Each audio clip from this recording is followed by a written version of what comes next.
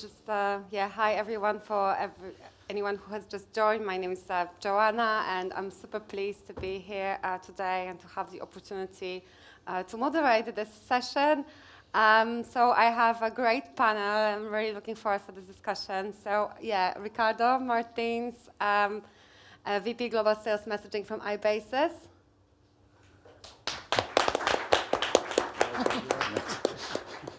And then we have our man of data, Nick Lane, Chief Insight Analyst from Mobilesquared. And also with us, Sean Kildea, Sales and Business Development Director from Orange France. So guys, would you like to give a quick intro to yourselves for the audience that might have just joined us? Sure. My name is Ricardo Martins, as Joanna mentioned. I'm from Portugal, based in Lisbon. I'm VP of Sales for Messaging in iBASIS, which is an independent operator, which has been around for 25 years in the industry, and we are basically we have a global portfolio with services on voice, mobile, roaming, and also messaging. And it's a pleasure to be here. My name is Nick Lane, Chief Insight Analyst at Mobilesquared. Mobilesquared is a business intelligence provider of data specialising in messaging and SMS, RCS, WhatsApp, and very soon CPaaS. And hi, so I'm Sean from Orange. I hope I'm not the sleeping giant, am I? Perhaps. Well, Orange. Perhaps I need to explain the title of the session. But yeah, because you all know Orange. We've often been called a dinosaur, sleeping giant, not yet. But telco operations. I'm in charge of sales for business messaging, carrier billing, and mobile identity. Great, thank you very much. So let's talk about the giant. So waking up the sleeping giant. So what I want to talk today to you guys is really about how we see strategy for messaging A2P monetization that is simple and effective for mobile operators.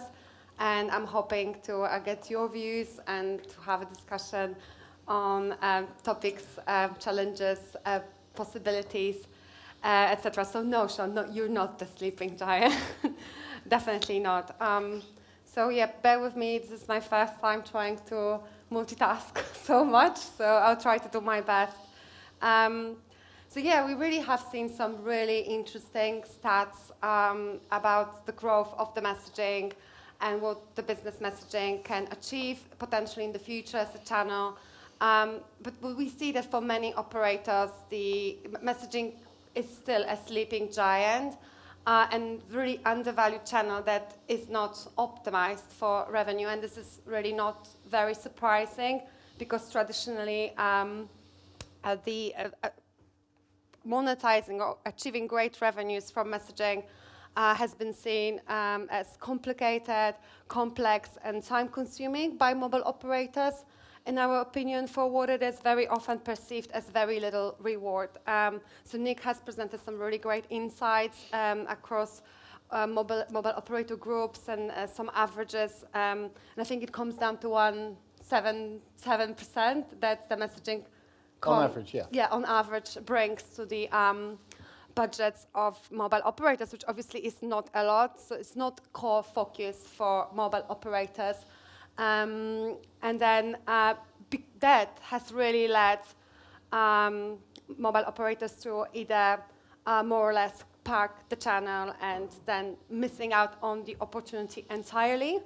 Another strategy would be to partner up, for instance, and offer the capacity to, let's say, a partner or an aggregator in exchange for preferential pricing or exclusivity, or attempting to grow the revenues by simply increasing the pricing for SMS year on year. And that, of course, in some markets has led to some significant leakage, as well as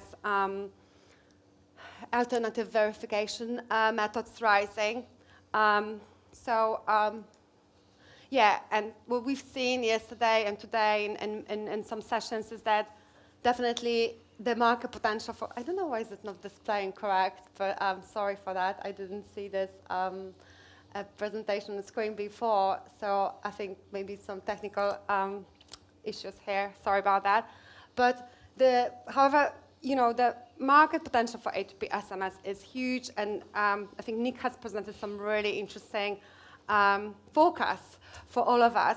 And I think the biggest takeout for me is there's still so much to do in messaging and for mobile operators to grow. So how can the operators really tap into this opportunity? So at HAUD, our idea behind the messaging revenue optimization is very simple and really revolves around revenue defense and revenue creation. And we call this approach PACE. We love the acronyms, but I decided I'm going to actually explain this. So P for protection, A for action, creation, and E for execution. So I would like to talk a little bit more about this and invite my fellow panelists to join me in this discussion. So,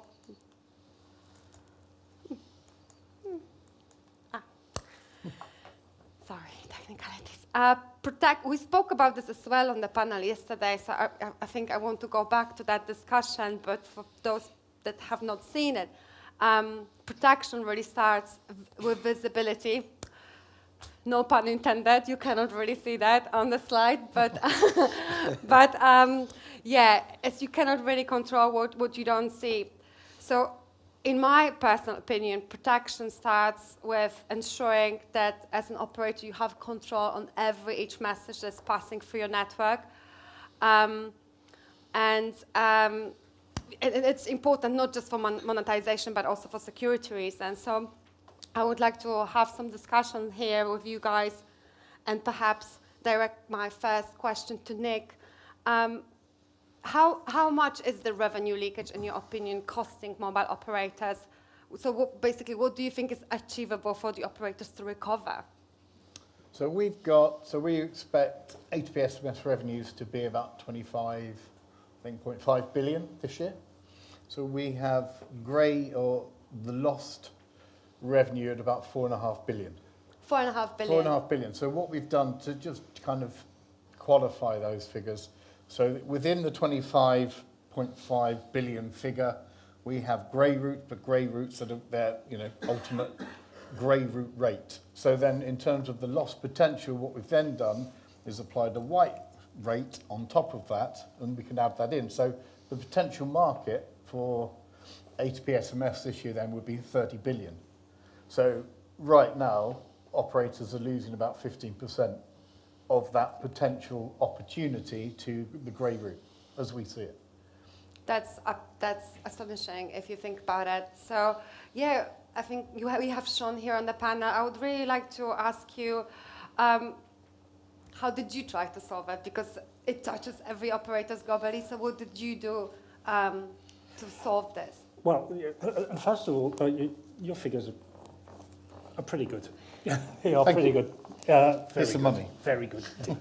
They are. Actually, those were the sort of figures we had maybe 2 to 3 years ago. Still had those sort of figures, that sort of proportion of grey routes that were escaping revenue assurance on our side. The way we tackled that on the French market actually was just really enforcing our contracts and also raising awareness in our own distribution networks that setting SIM cards to anybody can be a bit of an issue for A2P concerning A2P revenues. The other main thing is that we were able to, for all the major MNOs in France, to advance as one within an association. We were all part of the same association called the AF2M in France, which sort of incorporates MNOs and aggregators in the same sort of business association. And we went through cracking down on SIM cards, tracking, monitoring the market with outside expertise that was provided to the AF2M, and cracking down really on all the grey routes we could find, and also educating the market and providing the most open, stable market we could offer to. That's one of the main characteristics of the French market, A2P market. It's very open. and very stable in terms of pricing, in terms of the number of operators. And well, eventually, what we have seen within Orange, we've divided by 5 the actual, well, our estimates of the business that was not going through our own, well, revenue generation. And it is, we are reaching a level where it will be more expensive to counteract on these great routes and actually the revenue they could generate. So, yeah. That's fascinating what you're saying, and by the way, well done. But I want to go back to one thing you said, because you said you achieved a certain decrease to what you thought was your estimate. Can I ask you, how did you estimate that leakage that you had on your network? It's an ongoing audit, monthly audit we have on the market where we test different routes. And we've got a statistical approach on how many messages come back with long numbers, which are the characteristic of grey routes in France. All grey routes are on 10-digit long numbers. So we have a statistical approach. We test the market, test different routes, and see what comes back to us on several hundreds of SIM cards. Right, so some penetration testing. Yeah, okay. pen testing, very yeah, interesting. exactly. Yeah. Yeah, so probably that gave you a really accurate understanding what your leakage was in the network to start with. Well, it's a statistical approach. We can't say we've got the exact figures, but we've got a fairly clear view of what is happening on the market, yeah. Great, thank you. Ricardo, you work with many operators, helping them to tap into the revenue. So how can the operator solve it? I know it's a loaded question, but what is your take on it? I think the first question or the first challenge is to show them that they have an issue. Again, most of the anti-fraud or protection mechanisms inside a mobile operator as a technical responsible or as a department in charge, and they feel very attacked when we approach them commercially saying, guys, you have an issue. So I think through, let's say, what we call monetization efficiency reports, we try to show them that there is an issue and there is a revenue leakage, there is a security or fraud, and so I think the first impact is the awareness that they have an issue. And then after that, we can start discussion on solutions and ways to mitigate. And I think, let's say, it's very often that they make the point that, and it's very interesting to say that Orange,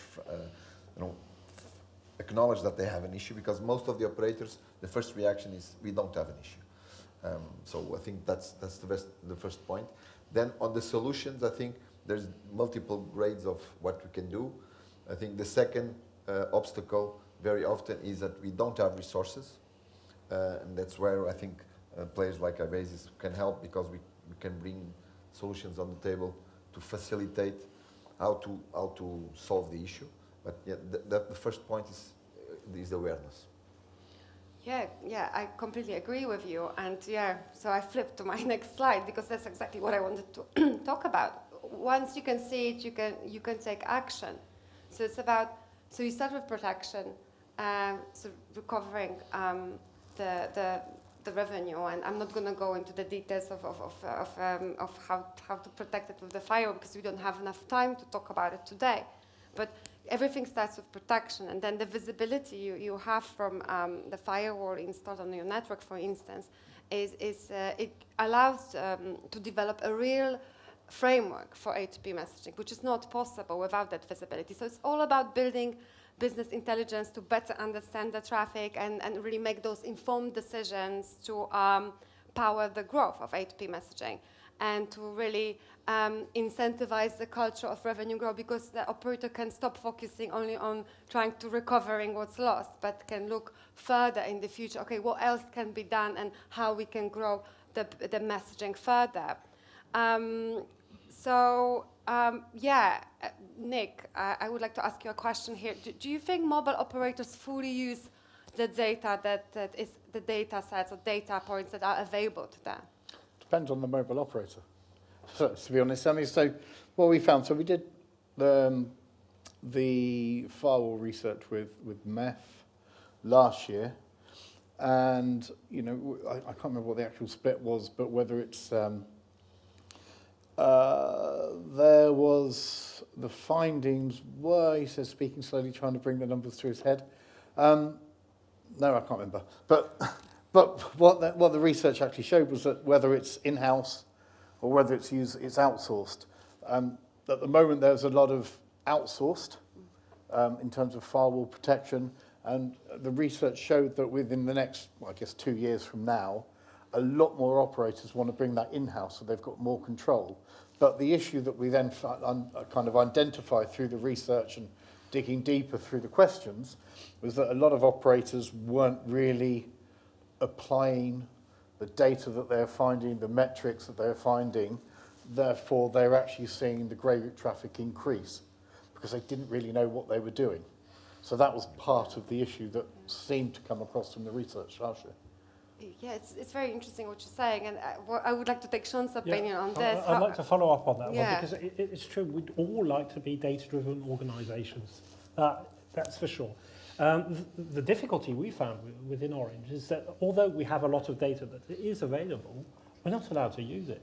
At least that's the interpretation we have of French privacy laws, is that we are not allowed to monitor our customers' conversations, customers being A2P providers and our end users, of course. So we strictly have a very strict policy to not look into the messages. We've only just started monitoring sender IDs, sort of try to guess which are the sectors that are growing, which are the sectors that are not moving anymore, sort of with an educated guess. But as we cannot and we are not allowed to look into our customers' messages, we're not collecting the data we could be collecting. And that is due to data privacy.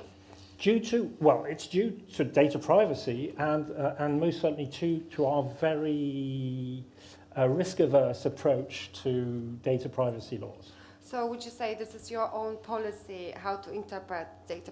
Yeah, I can't speak for the other French Yeah. operators at all. Just speaking for Orange here, we're pretty well known to be extremely risk-averse. Especially for everything that concerns regulation and laws, because we seem to be a sort of a lightning stick. Every time something nasty happens, it comes our way. So no, we don't do that. But, adding on that, I think it's a growing trend that more and more operators, MNOs, are addressing their regulatory authorities to explain how a firewall process can help, not only protecting the network, but also in issues like smishing. Mm-hmm. It's very big concern for authorities that actually the tools that exist today, based on artificial intelligence, fingerprinting, patterns, are not actually people looking into content. So there are ways to do it, and of course this education and this degree of comfort that has to be given by vendors and by MNOs to the regulators. We see it as this is a very important tool to fight smishing and fraud, not to be used. We support all the concerns about data privacy, but our understanding is that the technical solutions available today are compliant with the regulation, and I think probably it's a question of discussion, education, and making everyone comfortable that this is used on a proper way. No, I completely agree. I actually was about to ask you a question about this, but I'm glad that you covered this very well. Really, how can we use the data categorization and data coming from the firewall? That was my question, but you just answered it, which is brilliant. So I would like to move and talk a bit about creation of revenue. And yesterday we had a discussion around a little bit around the SMS pricing. But yeah, I would like to go back to this. And I'll repeat again what I said yesterday, that I believe that the pricing model for SMS is outdated, because even though SMS serves so many variety of use cases and it is constantly onboarding new use cases, in majority of the markets there's no real pricing elasticity when it comes to content of the message or value of the message for the brand, or message priority, if you will. And we believe, I also strongly believe this is very often caused by lack of technology, but also an underlying fear of cannibalization of existing revenues, which I understand. But the alarming trend of SMS prices globally rising really poses, in my opinion, a big threat to the A2P as a sustainable communication channel, as it, and we spoke about this a lot in the last 2 days, it incentivizes bypass, leads to emerging of new forms of verification. It just, it doesn't secure a sustainable future for HP. So my question is, Nick, what are your thoughts on the pricing strategies for MNOs? I know it's a big question. Well, you've got in certain markets, only in Asia, Southeast Asia, where they have increased international rates massively. Yeah, let's say Philippines, for instance, the rate recently went from the 000s to 11 cents. Yeah. Yeah. But when that's happened in other markets over the last couple of years, I think the traffic was sustained for a little while. And then all of a sudden the traffic, as you'd expect, is just kind of declines rapidly. But then you start to see a big spike in grey route traffic. So, Yeah. you know, that's kind of what's going to be happening. The more that prices go up, companies are going to try and find a way of kind of bypassing that spend, because, you know, they're going to have their own targets in terms of what they want to spend for a campaign, whatever that campaign is, or whatever the message delivery is. So they've got to try and find the cheapest ways. I think someone was saying it yesterday. It's, you know, sometimes it's not about quality. It's finding the cheapest way of doing it. And so, you know, that's going to be one of the big drivers, I think, moving forward. That if price goes up, then grey routes increase. But the other things that we're seeing is, because there is such a big growth at the moment in A2P SMS and overall spend, that in itself is going to attract more and more fraudulent activity. So how much is too much? How much is too much? What is the breaking point for SMS pricing, in your opinion? Well, the point is it's what company's going to pay for it. You know, so what's the cost? So you look at different use cases. So, you look at the figure that LivePerson, for example, used to talk about from customer care, saying that they could charge £1 or $1 for a call or a discussion over a message, because the saving to the brand was phenomenal in the sense that, you know, let's say the average call center agent costs $6 per call. So all of a sudden, if you're paying $1, you're making a massive saving. However, you know, if you're then going to a brand who predominantly just sends out millions of emails every day for next to no cost whatsoever, and then say, well, actually, you'll get probably a better return on SMS, but the cost per SMS is exponentially higher than what you're already paying, are they likely to do that? It's, you know, that's when it becomes quite a tough sell. But, you know, I guess if you're going from a brand that already sees the value in using an SMS, and then start to kind of look at the value that you kind of push them up the value chain with a richer experience, then you should pay for that, in my opinion. Yeah, I think having a one flat rate for SMS, international, domestic, is probably where it should be, and it should probably be only a couple of pence. Or, sorry, dollars or euros, euro cents. Yeah, but that's, you know, it just depends what company's going to pay for it. Yeah, I think it's a very valid point you're making. Ricardo, what do you think? What can be done in SMS pricing in the context of how do we bring more use cases? How do we create more revenue coming from messaging? As a lot of things in life, common sense is very important.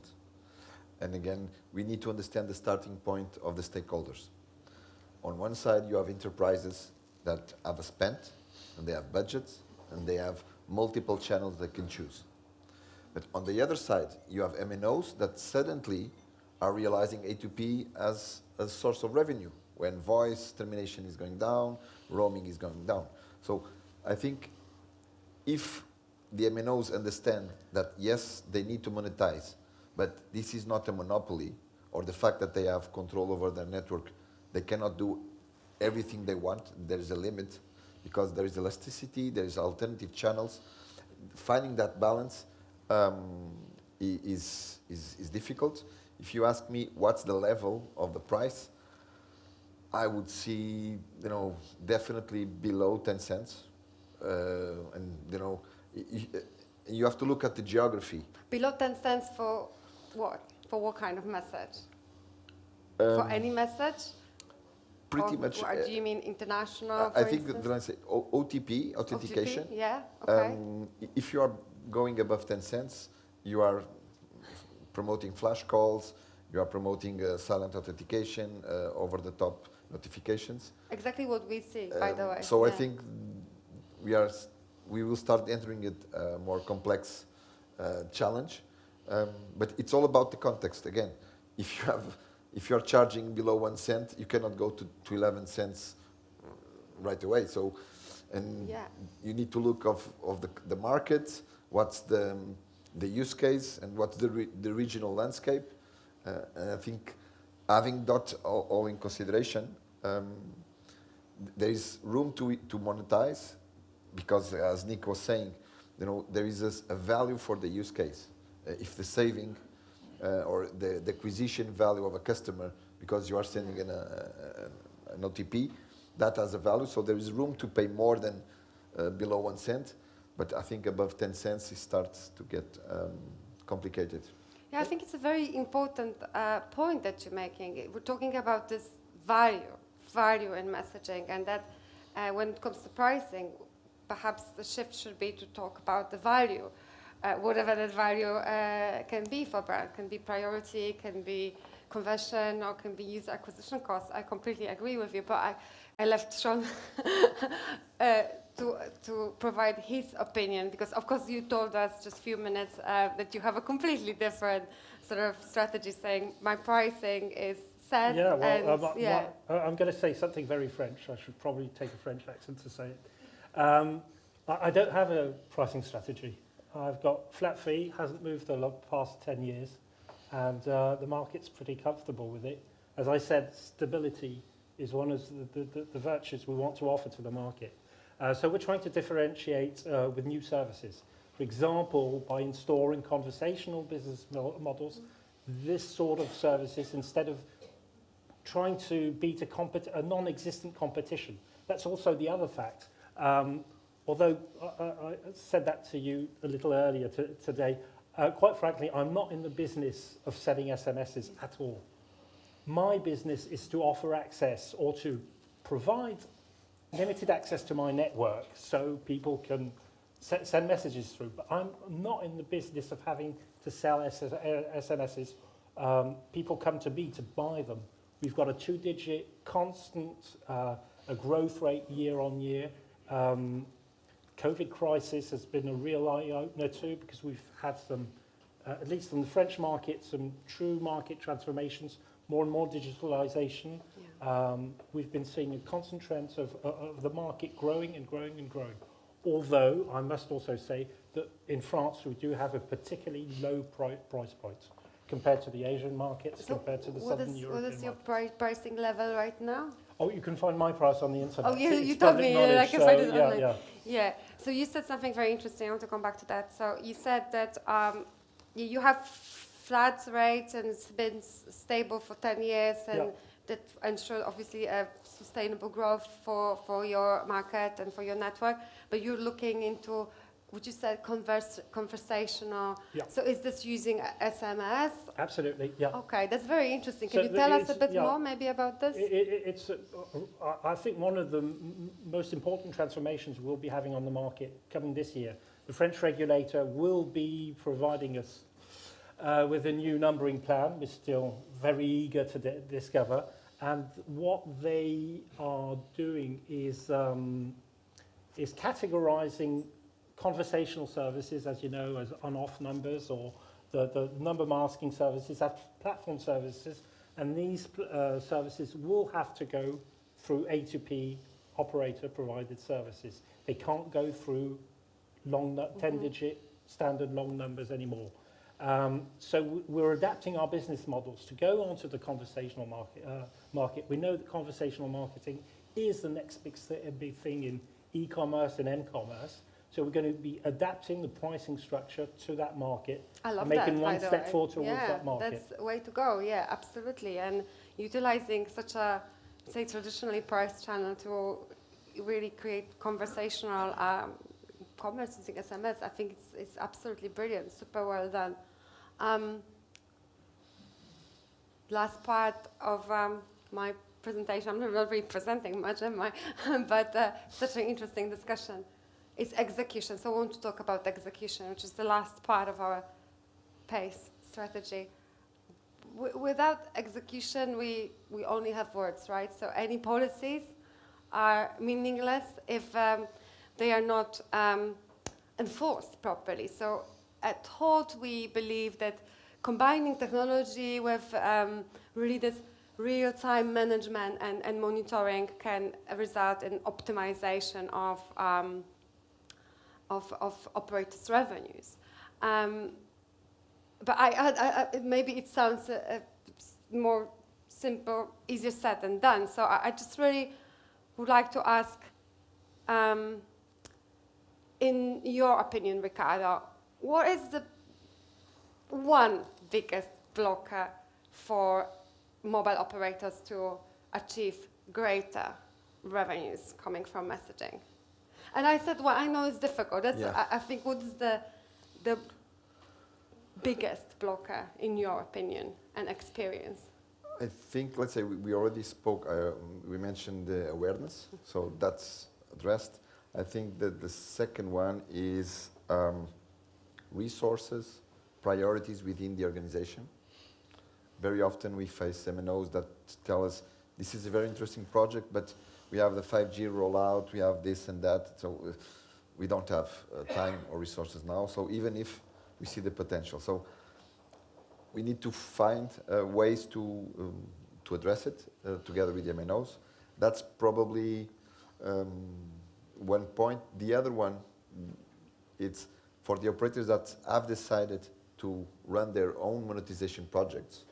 And again, some internal protection of, someone is doing that job, and if someone comes from the outside, they risk, they are fear of losing their jobs.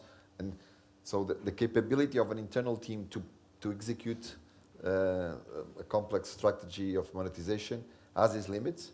And I think the MNOs should cooperate with external parties to improve their projects. So, we have operators that can have more control or less control. It depends on the MNO. But doing it with some sort of external support, market intelligence, either from companies like iBASIS or from MEF, from Mobilesquared.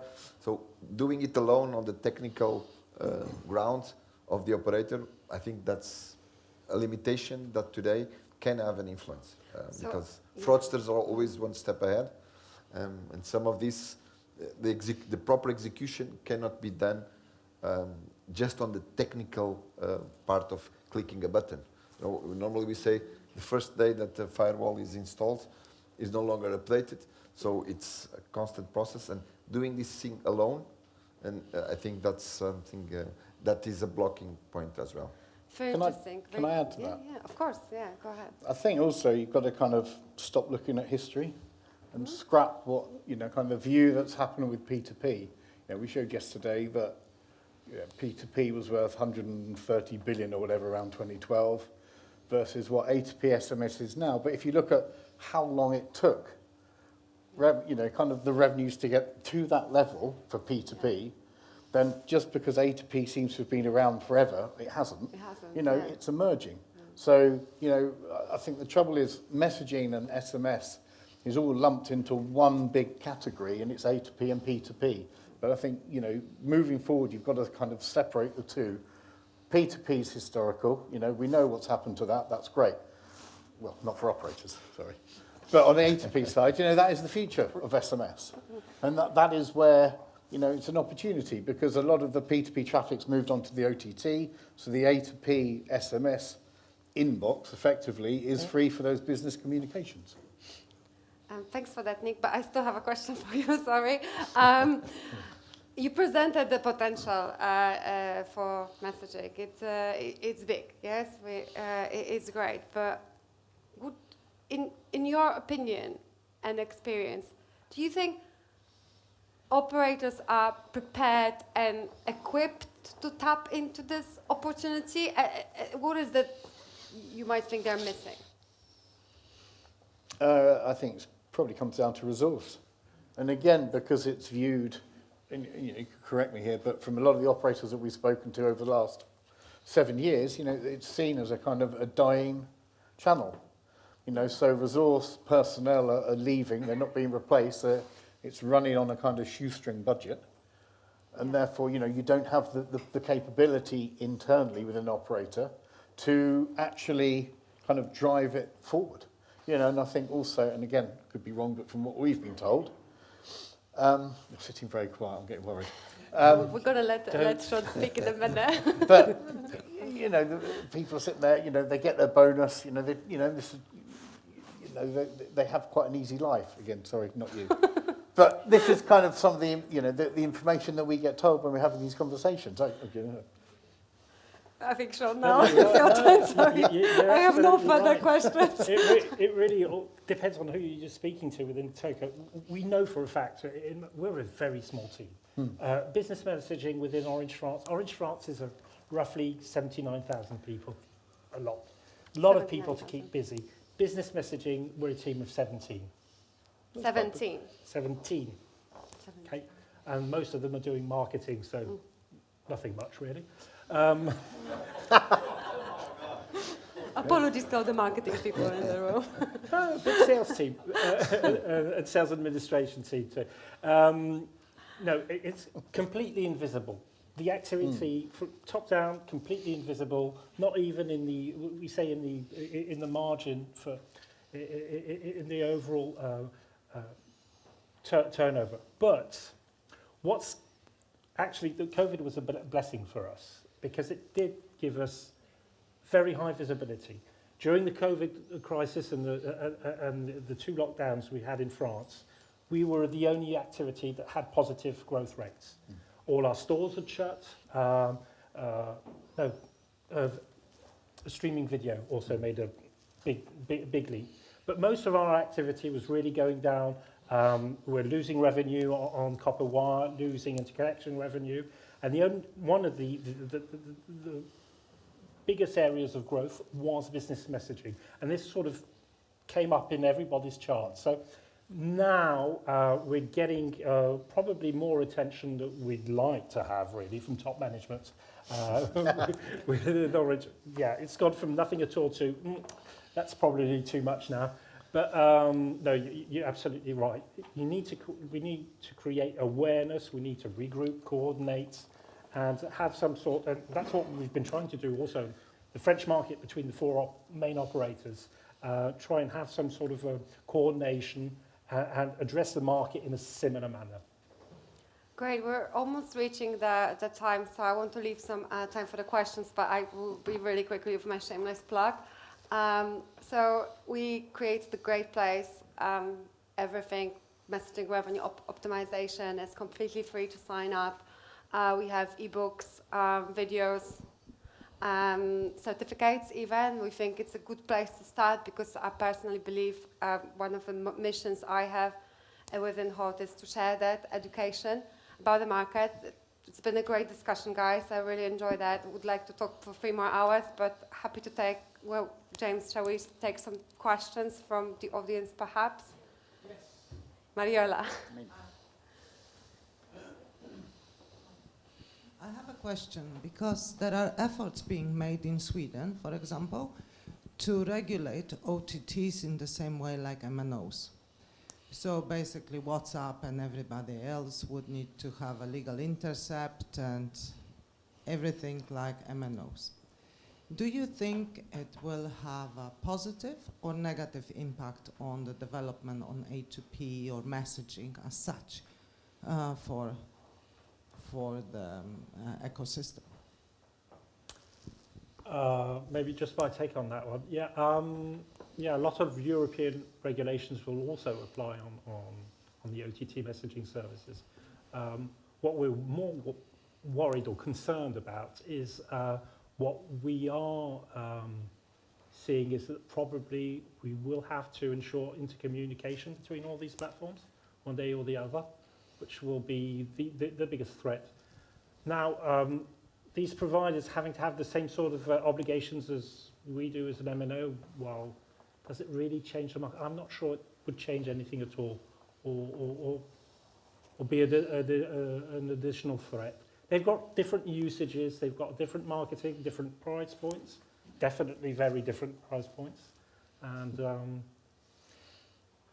are we seeing them as competitors? From our sleeping giant point of view, there we are a sleeping giant. I'm sure we do underestimate the risk and the threat that they are today as a competitor to our own services. Yeah. Do we have time for more questions, James? You can. I'll give you a couple more minutes. Do we have any other questions from the audience? Yeah. No questions? Anything online? Anyone? No? Okay. Great, it's been a Joanna, pleasure. that's it. Thank you so much for your time and your great insights, guys. Thank you very much, Thank you, everyone. guys. I'll call you up. It's been a pleasure.